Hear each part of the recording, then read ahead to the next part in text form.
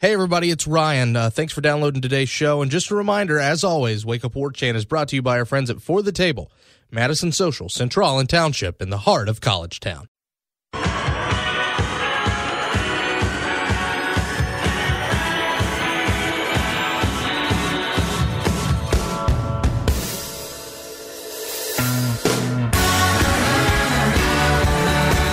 That's right, ladies and gentlemen, from Tallahassee to Thomasville and from coast to Atlantic coast, it's time to Wake Up War Chant here on 97.9 ESPN Radio, and it's a very happy Tuesday morning, about said Wednesday, August the 8th, to you and yours. You're currently listening to the voice of Ryan Kelly. I'm the director of digital media at warchant.com. It's another good one for you today, folks. Later on in the show, Ryan Clark's going to join us. He's going to talk a little bit about Tim Brewster and the fact that the written press got to talk to him and chit-chat about his idea on recruiting, his philosophy on how he attacks those things, and what he's brought on the field. We actually recorded that last night. We had a pretty interesting conversation about all that, and I got to tell him, and you'll hear it later on, but I'm going to say it again. I am extremely jealous that the written press got to talk to him. And those of us in the electronic room waiting for video interviews did not. But it happens. But we do have one great thing that came from the electronic room on Sunday at Media Day, and that's Charles Kelly, who sat down with our own Gene Williams, chit-chatted with that. Not going to play you the whole thing. Got to go to warchant.com and find that. But I did want to play for you some of the highlights because he certainly said some good things. That's on warchant.com right now. So if you want to go check that out, feel free to check that out after the show, of course. But first of all, thanks so much for waking up with us here at 6 a.m. on 97.9 ESPN Radio or over the streaming devices. Of course, our own WTSM app. We love that thing. It works really well. Make sure you're with that. Works for our program, works for all the other programs that comes here on Tallahassee Sports Monster. But if you feel like you must, you can also use the TuneIn Radio app. Of course, maybe you're listening to us via podcast. There's plenty of places that you can find that. It's iTunes, it's Podcast Republic, it's warchantradio.com, YouTube usually, but YouTube's got a little quirk on it right now, so I will report back to you when YouTube is back online. But as of right now, the last couple shows have not gone up to YouTube, trying to get that figured out, making sure we can work that with you. And if we got to start uploading them ourselves, we will, and not just through the podcast provider. And, of course, you can get it straight through our podcast provider, Podbean, as well. If you want to talk back to the show, your comments, your questions, your concerns, you can find them all at our email address. Send them all there. radio@warchant.com is the place to do it. And if you like Twitter, we're on Twitter as well. We push out every brand new episode there on @WakeUpWarChant. We push it every day. We do some polls every now and then. We try to keep the folks entertained, but make sure you're there every day to make sure that you know when a new episode goes online. There's a lot of stuff to get to. There's, of course, another practice from Florida State today. We're going to hear from Jimbo Fisher later on today, and we'll have some more news. The news cycle will turn over before then. But today, since I only had a limited amount of time, because I know Ryan and I chatted for a good 20 minutes, so I've only got a little bit to touch on. I did not want to touch on, believe it or not, a Florida State problem. I wanted to touch on an Alabama problem, and an interesting article that came out on ESPN.com yesterday from Kyle, I know I'm going to butcher his last name, but Kanagura, if I'm not mistaken, about the way that the quarterback situation was handled last season going into the year. Of course, Jake Coker, former Florida State quarterback, wins the national championship with Alabama when they defeat Clemson at the end of the 2015 season in what was one heck of a national title game. And from there on, it was Blake Barnett, it was Cooper Bateman, it was Jalen Hurts. And Barnett, Bateman, they both end up transferring to Arizona State and Utah. As a matter of fact, over at Arizona State, ruled immediately eligible was Blake Barnett. So we'll see where he plays in Todd Graham's system. But both of them had nice things to say about Saban and the coaching staff, but they were not exactly thrilled with how things shook out in the quarterback competition. Quote, long story short, I was as surprised as everyone else, Bateman said. It wasn't really how it was told to me. It was meant to be. Reading from the article now. Heading into the game, Barnett said he was under the impression that the job was his, and Bateman believed he would split time with Barnett, which is what Saban said publicly would be the case the week of the game. Of course, that's not how it played out. Hurts replaced Barnett after 2 series against USC, and, well, we all know what happened. first week of the season. USC, who looked completely lost for those first 3-4 months until Clay Helton's system took effect, got punched in the mouth. That was an ugly, ugly game. And it was, first of all, as a football fan, that game stunk because it was the worst crescendo to what was an awesome day of college football. But, quote, according to him, I was their guy, Barnett said. Once Jalen went in, I was expecting it. But then he went out on the next series, and the next series. I don't know if everything was communicated correctly. That's a little schemy. It's a little odd. And here's the thing. As the season went on and as the season progressed, we saw Jalen Hurts has a couple really nice features to his game and features that other Alabama quarterbacks have not. You know, Greg McElroy, A.J. McCarron, John Parker Wilson, Jake Coker, not the most mobile guys of the bunch. And if you had to pick one that's mobile, Coker's probably the one of those four. And even then, still not exactly a gazelle out there running.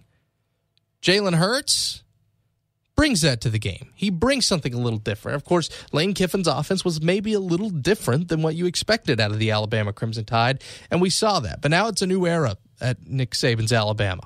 It's an era where it looks like they want to run the football again. They want to be more aggressive again. They want to make you respect that running game and open up that play action. Well, guess what? How good of a passer is Jalen Hurts going to be?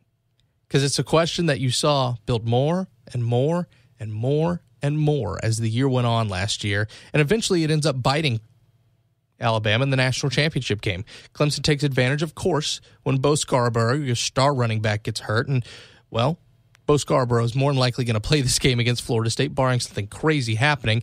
It'll be his first game back, maybe a little rust. I don't know about that, but here's what I do know. Jalen Hurts, when Alabama was forced to be one-dimensional, did not play super well. It just was not very good. And now you're betting on a team against a defense that maybe, just maybe, has the power to make you one-dimensional. Alabama has a vicious front on both sides of the ball. That offensive line, maybe not as good as some in Bama's years past, but you give Alabama the benefit of the doubt. They have dominated college football over the last decade because they've dominated the line of scrimmage on both sides of the ball. It's not rocket science. Sometimes we try to quantify things and overlook things. When you control the trenches, you control football games. Teams can find ways to work around it. They can scheme ways to work around it. Chip Kelly did that for a long time at Oregon, but eventually you're going to run into a team where no matter how you scheme and you try to work around your inefficiencies, it burns you. That's why Stanford was so good at beating Oregon for years and years and years. Heck, Florida State doesn't win the 2013 national championship more than likely unless Stanford out-physicals Oregon on a Thursday night. I'm interested to see if Florida State can shut down Bo Scarborough. And I don't mean completely just stop him and he's going to have a 40-yard game. That's not going to happen. You know that's not going to happen, and I'd be lying to you if I told you that was going to happen. But if you hold that run game in check enough, if you make Jalen Hurts throw the ball and you have to eventually respect him as a passer, you know what? You're probably going to lose that game. And you tip your cap and you move on. But that's got to be the game plan, right? Alabama's physical and will and want to grind this game out, put their nose to the grindstone and go to town is going to be tested. How does Florida State react when Jalen Hurts becomes the dude? If they get their way, if Bama's got to throw the ball with him, there's obviously some talented wide receivers on that team. Calvin Ridley being first and foremost among them. Robert Foster being another one. Two guys, well-known, good in that system, ready to roll. But it's all going to come down to defensively. Can Hurts beat you? Because if he can't, I don't know how many points Alabama is going to score against Florida State. And the inverse is true as well. I'm not trying to frame this like this is going to be some Florida State blowout. You know my thoughts. I think Florida State, if I had to guess, is going to lose this football game. That's what this is going to come down to. Anyway, that's all the time I got for that. We'll talk about that a little bit more. But there is baseball in the immediate past instead of the couple weeks in the future. So let's get caught up on that, shall we? This, ladies and gentlemen, is Why You Were Sleeping. Hello. Good morning. Wake up. Wake up. Wake me up. Good morning. Good morning. What happened last night? All right, we got to roll through these, ladies and gentlemen. It's Washington 3-2 over the Miami Marlins in Washington. Cincinnati wins at home 11-3 over the Padres. 5-4, that's the Twins at Target Field over the Milwaukee Brewers. Kansas City loses at home 11-3 to the St. Louis Cardinals. The Cubs go on the road and get a win for the Giants 5-3. The Orioles go on the road and beat Anaheim 6-2. And finally, Detroit loses to Pittsburgh 3-0, a shutout at PNC Park. When we come back, an extended conversation with Ryan Clark about Tim Brewster and about the week in general. It's Wake Up War Chant on 97.9 ESPN Radio.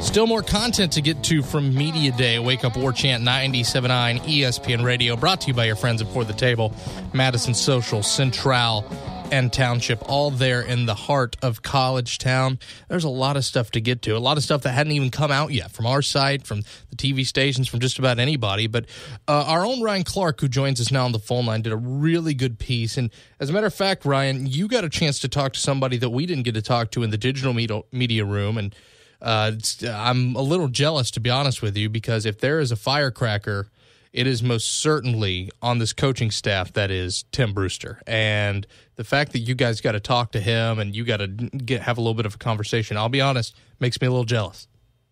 Well, I mean, it's always interesting talking to Brewster just because I think he's one of the more fascinating personalities on this coaching staff. I think you argue he's the most fascinating personality on this coaching staff. He's been a head coach at a Power 5 school. He's been an assistant at another prominent Power 5 school in Texas. He's in charge of recruiting at a place like FSU.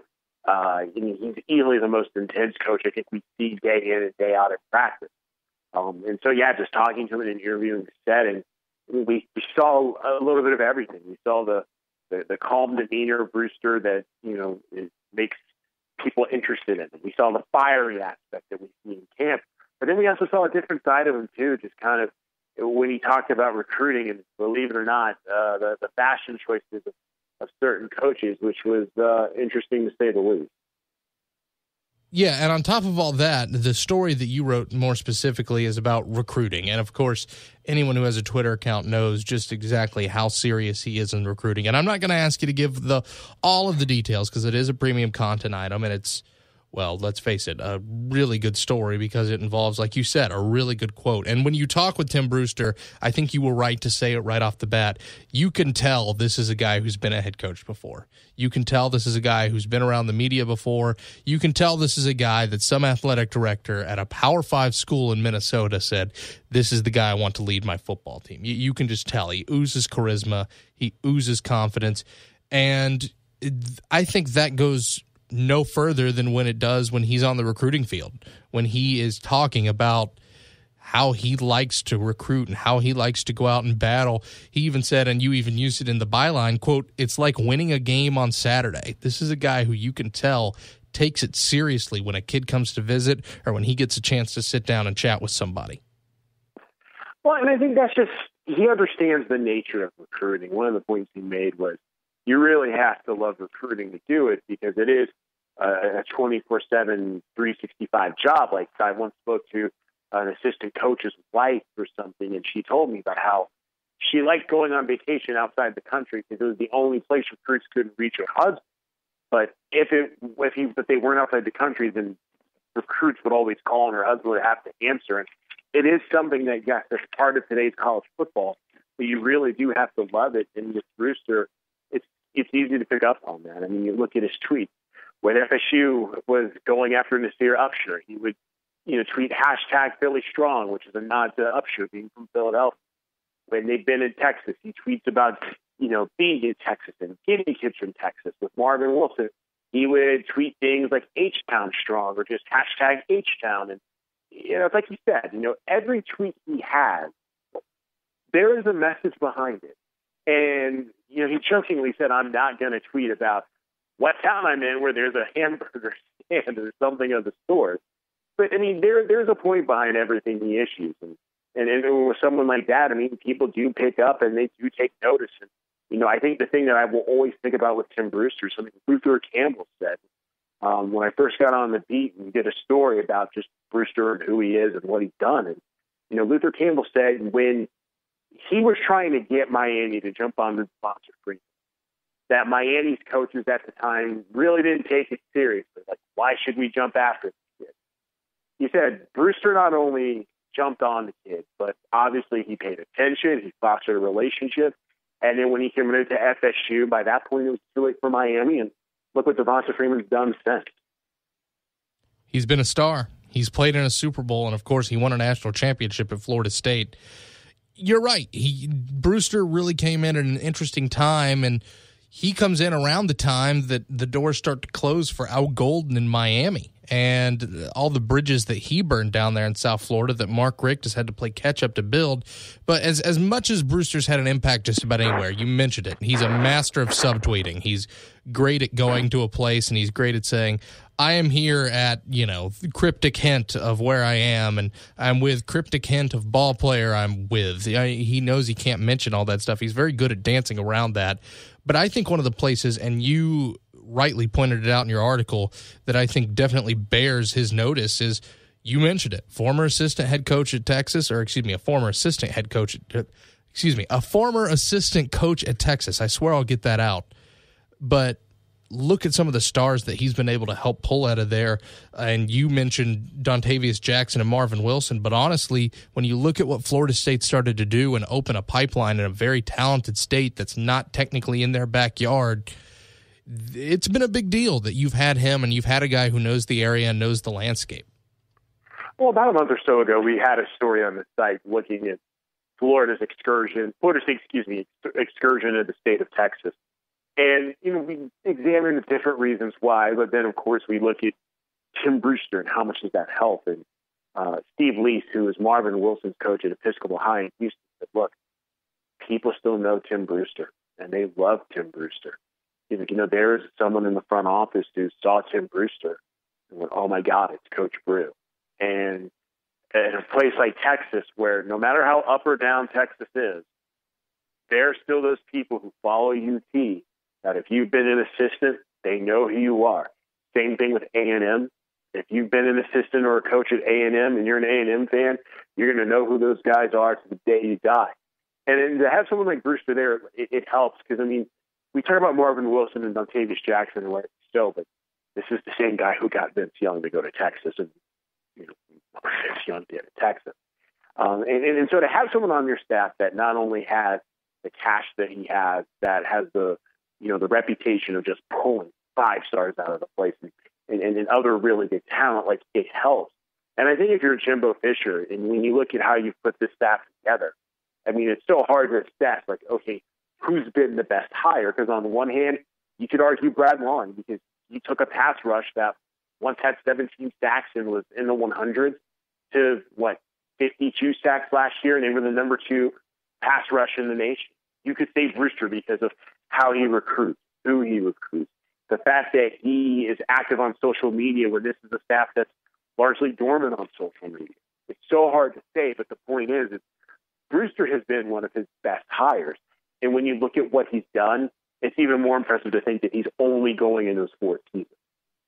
Yeah, and you can certainly have that argument. I would say the thing with Brad Lawing is that Florida State, once upon a time under Jimbo Fisher, had great elite defensive ends when Mark Stoops and his staff were in town, and then it just didn't work out with Sal Sunseri. I think that's impressive in a different right in that when Jimbo Fisher hired Brad Lawing, it was much less this has been a problem since I've been here and I have to fix it. It was much more course correction, where Brewster was one of those guys that from the get-go, Jimbo Fisher said, if we're going to get this thing rolling and we're going to get this thing moving, we need elite recruiters. And right off the bat, the fact that Brewster was one of the guys who ended up signing on the dotted line has been a big deal ever since.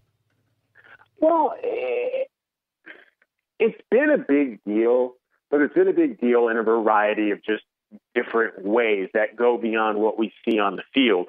And in terms of how he coaches Titans, which we'll certainly get into.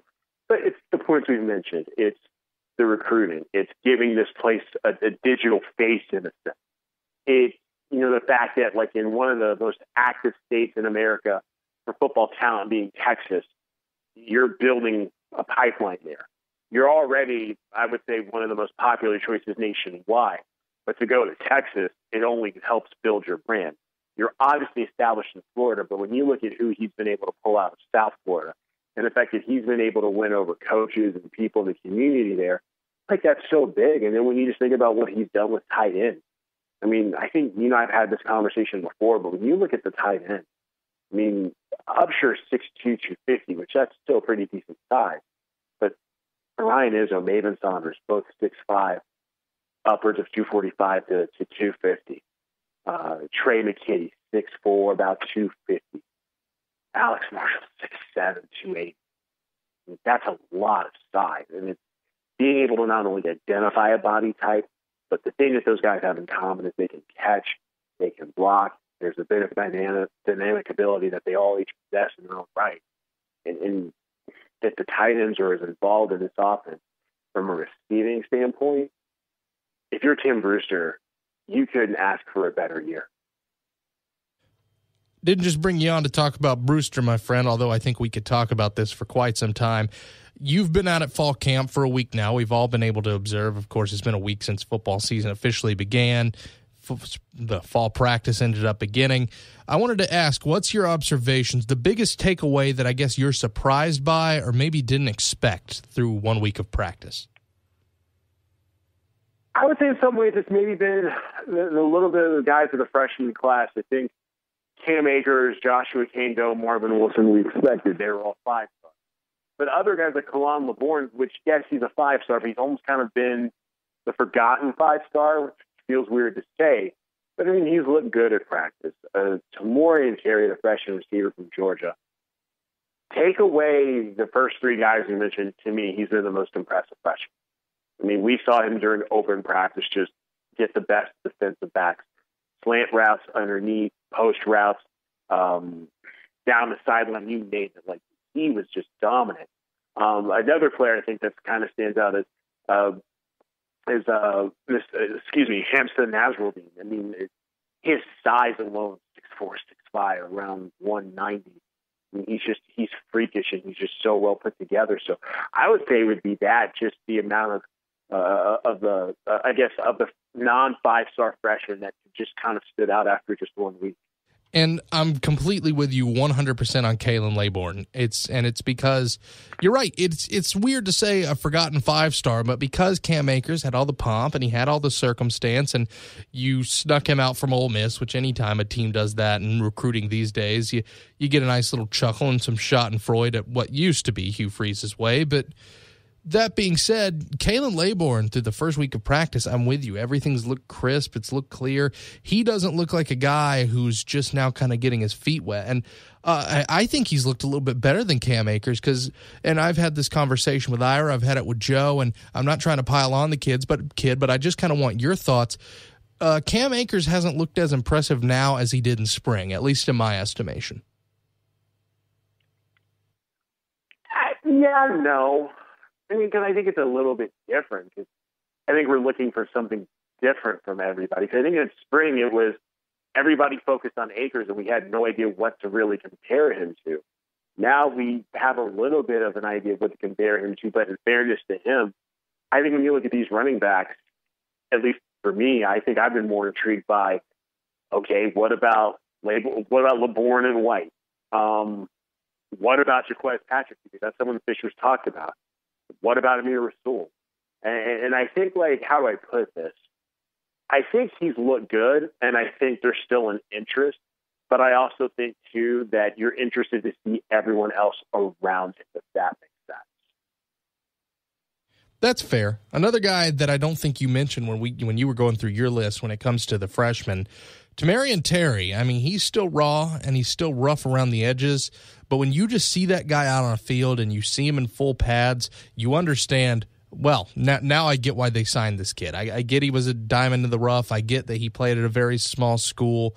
But when you see him out on the field, if he can develop, if he can turn into what you think he can, I told Ira yesterday, he could be that big physical threat that Florida State's been looking for since Kelvin Benjamin left for the league.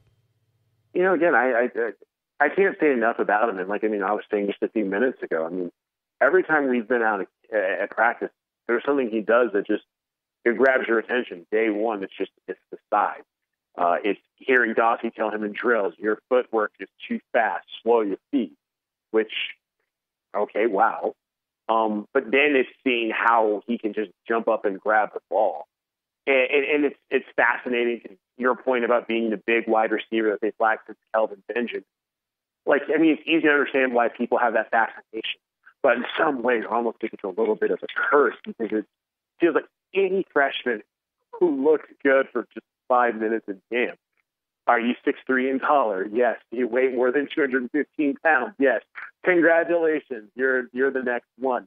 It's like being any Canadian hockey player who can skate and score 100 goals in junior. You're automatically Gretzky. Not that I'm comparing that to Gretzky, but you get my point of just sometimes we want to make these guys the anointed when it's just we're only going into week 2 of camp. There's a lot of promise, but at the same time, who knows what else we'll see. But just for now, he's looked as good as anybody. I think that's very easy to say.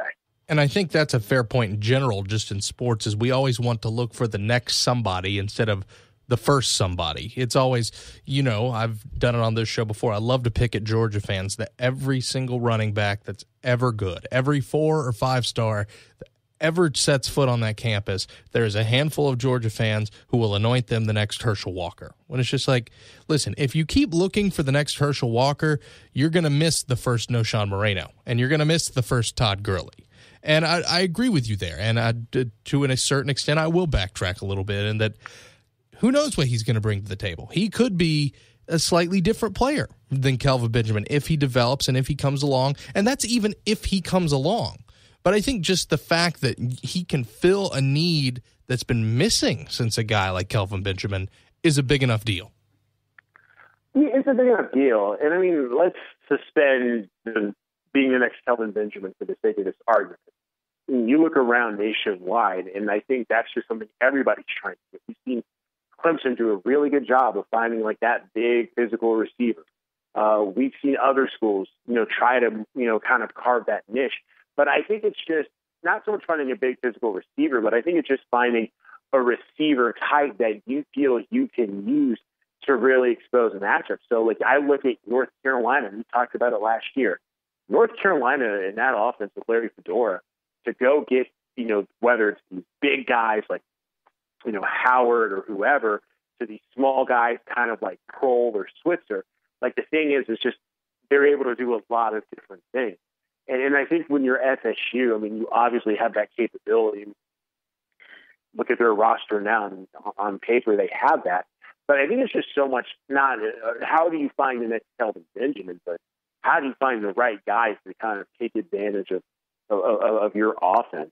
And, as much as we talk about what someone like Tamori Terry could be, we're still going into year 3 of Auden Tate based off of last year. What's to say what's stopping him from having a good year? But, again, I think it's the curse. Any receiver who's tall and physical, are they Kelvin Benjamin? Any quarterback who is 6'4", 240 pounds, and a 5-star, are you Jameis? Any defensive back who's a 5-star who's gifted, are you the next Buckley, Sanders, Ramsey, at this rate, maybe Derwin James? Sometimes you just have to let these guys be who they are before we pass judgment. One final question before I let you go, Ryan. Question that you still feel needs to be answered from Florida State throughout camp, or maybe a new question that's emerged after you've seen this practice go on for a week? I'll give you both. I think question that needs to be answered, honestly, still receiver depth. You're moving Malik Jackson, who's been a defensive back, over to receiver. It makes you wonder, okay, then why not move Urban Lane back to receiver? I know Fisher said he was quote-unquote tickled with his depth, but then Lawrence Dossie said this is the least amount of depth he's had since he's been at FSU. And I think that's going to remain an issue until otherwise. I think the new question to ask going forward, how is this team going to look special teams? Because we talk about a lot of things, but will Ricky Aguayo be more accurate? Will Logan Tyler, be able to harness the power that he's had to really, pin opponents back? But furthermore, you look at the punt return team, FSU's allowed close to 19 yards on punt returns, which that was the second highest amount of any team in America last year. So again, it's looking at special teams as a whole. That's one heck of a stat bomb, man. You that's why you do your homework. That's why you're the beat writer. That's why they pay you the bucks, my friend, because you went out, you get stuff like that. And I always appreciate you bringing that insight and that perspective. Got to let you run, though, Ryan, and I certainly do appreciate you joining us, though. Hey, no problem. Thanks for having me. All right, folks, we are going to hear a little bit from Charles Kelly, the highlights of his interview with Gene Williams right after this on Wake Up War Chant, 97.9 ESPN Radio.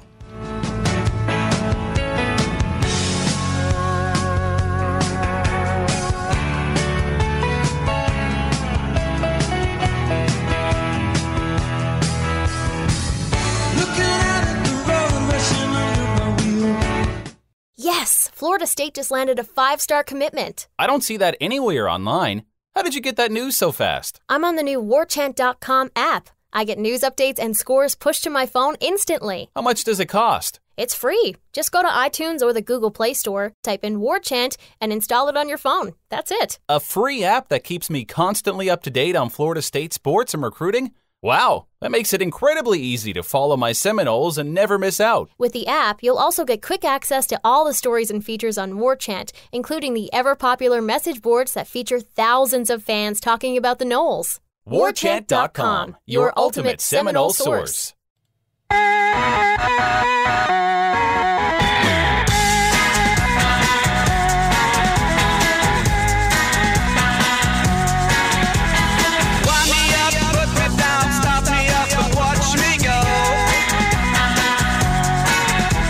You know, sometimes you can just tell it's going to be one of those days. Maybe you woke up on the wrong side of the bed. Maybe things aren't feeling right, and you're just thinking, you know, I just can't wait till I'm out of work. I can't wait till 5 o'clock. Can't wait till I can get out of the office. Boss man can get out of my hair. Well, if that's the type of day that you feel like you might already be having, or maybe you're listening to us later and you're in Tallahassee, well, you might need yourself a little happy hour to cheer you up. And there's no better happy hour in town, of course, than our friends at For the Table, Madison Social, Central, and Township. All three of them have a happy hour, 4 to 7, right there in the heart of College Town. You know where it is, right there in the shadow of Doak Campbell, Old IM Fields, walking that Madison Mile. You know exactly where it's at. One of the best happy hours in the nation, certainly the best in Tallahassee.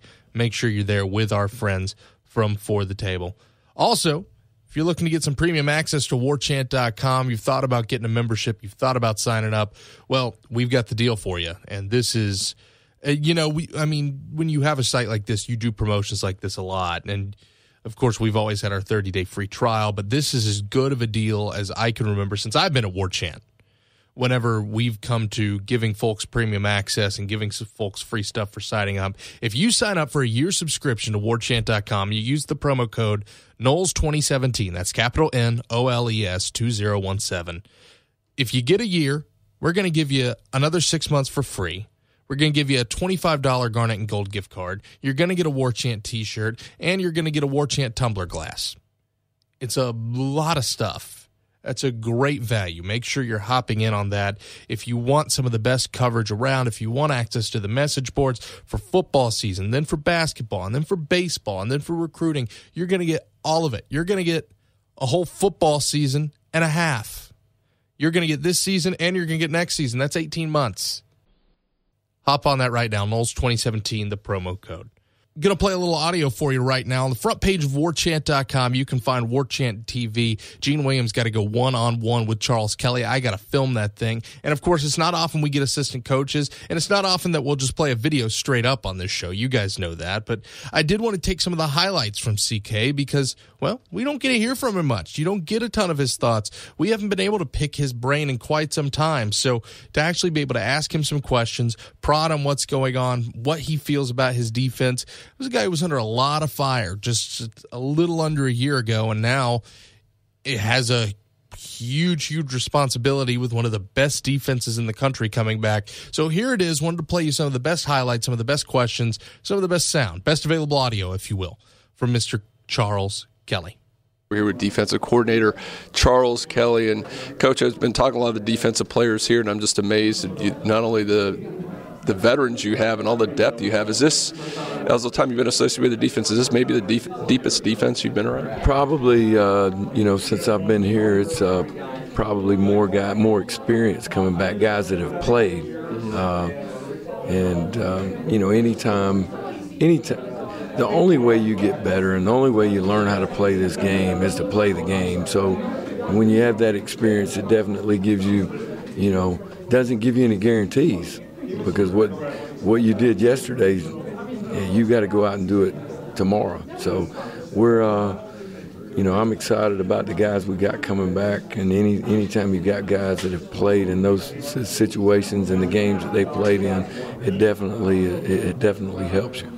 I just want to go through position by position with you, starting out the interior of the defensive line, to have a Derek Nottie, to have a DeMarcus Christmas, and then again, all the depth. It's crazy. You're 3 deep there, and then you bring in the number 1 defensive tackle in the country, and Marvin Wilson. I mean, and I know Coach Fisher always talks about starts really. I mean, he puts a big emphasis on having those guys. What does that do for your defense to not only have all the talent and the experience and depth? Well, I think, Odell does a great job of evaluation and development. I mean, that's you can really see Derek Nottie and DeMarcus Christmas. You can see their growth, which is that pleases you as a coach.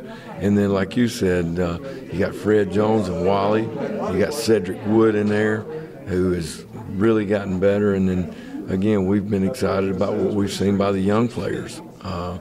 So it does start up front. I mean, pretty much any team sport that you play, you got to be strong up the middle first. You got to build it from inside out, and I'm excited about where those guys are at.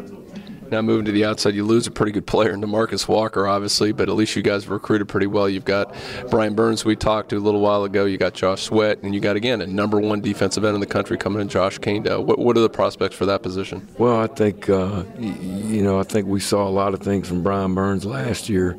I think anytime you see a freshman play the way he did, you know that he can process the game. And that's critical for a young player.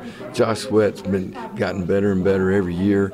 I see you can look at Brian Burns right now. You see him, his body looks different. I mean, he's growing. He's very talented and he's very smart. Josh can play. He's very multiple in what he can do. I mean, very strong. And Josh Kando, he's done great. I mean, he's willing to learn. He really loves football. And to watch, Janaris Robinson and Jalen Wilkerson, those guys, to see them develop we got to develop that consistency every day. We talked to Brian earlier, and he kind of admitted the winner needs to work on his run defense. You see Josh Sweat on the other end. People are probably going to try to run him a little bit more this year because he was a third down guy last year. How is that coming along for him? I think, the fact that he told you that's what he needed to work on, I think he knows that, and it's not that he can't do it. It's that sometimes when you're used in those pass rush situations, you think that's all you do. So I think he understands it. I know he does, and I think he'll be one of those guys that works and gets better and better. As a guy's coach of linebackers for, you got to love seeing 3 seniors as your starters right there. And again, coming from it seemed like a year ago, everybody's inexperience, and now you have all that experience there. You saw what Matthew Thomas did at the end of everything else. How helpful is that to defense to have 3 guys that really know what they're doing there? Well, there's no doubt, the experience in the games that these guys have played in, and knowing that they've been productive in games. That kind of gives you it should give them some confidence. Is, hey, if I do what I'm supposed to do every day, then I got a chance to be productive. I think, Jacob Pugh has just gotten better and better and better. Matthew Thomas, like you mentioned, played really good down the stretch, played great in the Orange Bowl, and Roderick Hoskins has been very consistent guy for us. I think Jacob gives us a lot of, multiplicity in the things that you can do. He's a good guy that can rush, and Matthew's also a good blitzer. But they can also cover, and that, when you can do those things, it definitely helps you as a linebacker. With Matthew, is it just a function of like a light bulb just turned on? Sometimes it seems like with some players, it kind of clicks in finally. And I think sometimes when, when you're playing behind the line of scrimmage, there's a lot of things going on in there. I mean, it's different than just lining up on the edge and playing. There's so many things to process in there, but he's really worked at it and is taking pride in, getting better at it. That's the thing that I've seen is, in the meetings, you can see him, really working and asking questions, if he doesn't understand something. But I think the main thing, because of your eyes, where you're at of processing all that and reacting and playing fast. That's, people ask me about, you go back and talk about Telvin, wasn't very big as far as weight, but I said, well, what made him so good? Well, he could process a play early and react. Sure. And to me, that's the key to playing. Of course, if you want to hear the whole video, you can go to warchant.com. Like I said, front page, it's a free item. It's not a premium item. You don't have to pay for anything. Make sure you're going there and checking that out. We're going to have so many of these throughout the week, and we're going to play the highlights of some of these throughout the week as well. We've got Lawrence Dossie coming up. We've got Randy Sanders coming up. We've got Nyquan Murray coming up. Yes, that's right. Nyquan Murray spoke to the media. How about that, folks? So make sure you're sticking around for all of those. We're putting a bow on it right after this, ladies and gentlemen. It's Wake Up War Chant on 97.9 ESPN Radio.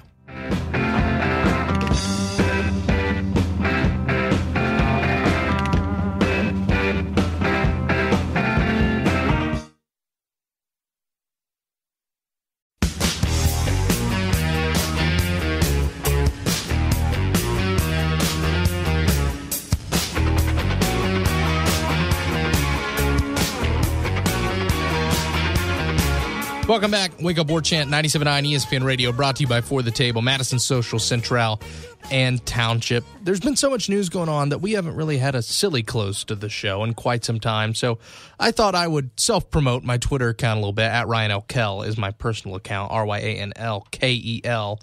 I asked a question last night that I didn't exactly expect to take off. I expected maybe a couple friends to respond on it, but a good bit of FSU Twitter picked it up. What is the most underrated candy bar of all time? Because there is a legitimate debate to be had about this. And what I find interesting is there were a lot of responses to this one. There were a couple that I didn't really get, like Babe Ruth. I think everybody kind of considers Baby Ruth to be one of the best candy bars, right? But anyway, we narrowed it down to 4. And you can vote on my Twitter account. Once again, this is not a War Chant thing, but I just want to know people's opinion on this. Payday, 100 Grand, Hershey's Cookies and Cream, or Crunch. Now, my nomination, my pick was Hershey's Cookies and Cream, but I'm partial to Crunch. I think Crunch is another good call. It's one that we don't talk about a lot. And, of course, we got a little love for Crackle, the Hershey's cousin of Crunch. So, see, here's the thing. I've been on a diet for about the last month trying to get myself a little healthier before football season because you tailgate, you eat a lot of things. You maybe regret how much you ate sometime during football season, trying to hang out with the friends. And I guess by way of stress eating through it is by talking about food instead. So let's talk about food a little bit, shall we? Make sure you go on there, let your voice be heard, just because I want to know. I'm curious. I think you're probably curious too, so check that out if you're a Twitter user. Of course, stick with warchant.com. We got a lot of practice coverage coming for you today, and we've got more of those interviews that I talked about earlier. We've already got Charles Kelly, but then we've got plenty of players. We did, I believe, it was 10 or 11 of them, all in all. So there's a lot to still get to. Make sure you're sticking with War Chant every day for those, on top of what we already give you through fall camp. There's a lot of stuff still as we march towards September 2nd. My thanks to Ryan Clark. My thanks to you guys for listening. Mike and Mike's up next here on 97.9 ESPN Radio.